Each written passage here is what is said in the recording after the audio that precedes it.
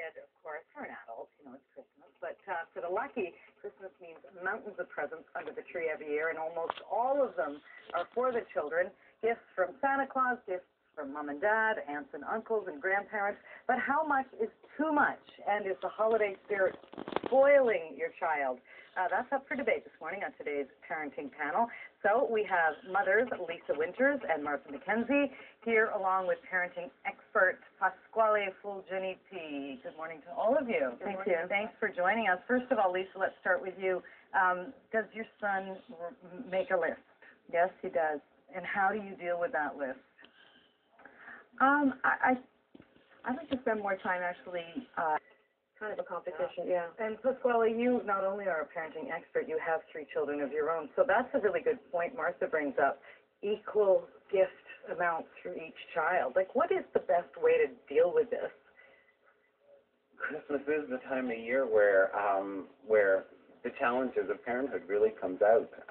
And I was happy, or at least a lot of parents were shocked to hear that you really can't spoil a kid by giving him everything off the wish list. Really? Believe it or not.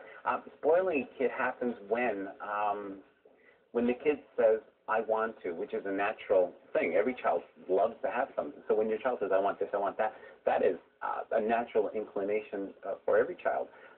It's up to the parent to set the limits, as well as to know what the limits are, and to say, we'll see if Santa Claus can afford it, or we'll see if that is possible. A child gets spoiled when you buy something, when you're forced to buy something out of submission because he's whining or he's crying, or or you feel guilty for whatever reason that is. I was going to say, that's a really good point, the child's reaction. But what about for 2 mothers?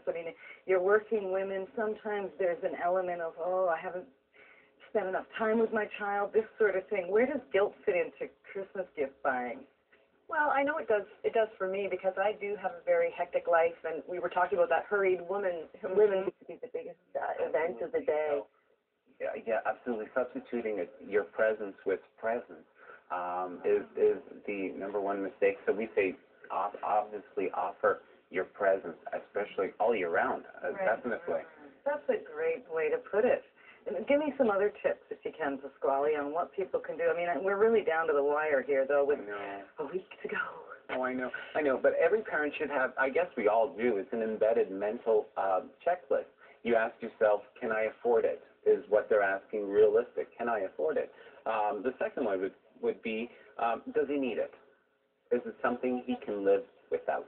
And usually the answer is yes. Because there was a study done about a year ago where they placed 4 children, 7-year-olds, in the room with only 4 walls and themselves. And sure enough, the kids ended up playing regardless. So they don't really need what's on their list.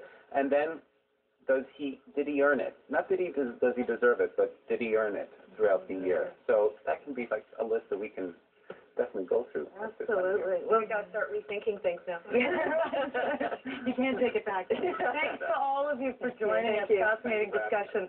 Coming up right after the break, from presents to palettes, Christmas around the world continues. The Taste of Poland today as Canada AM returns. Stay with us.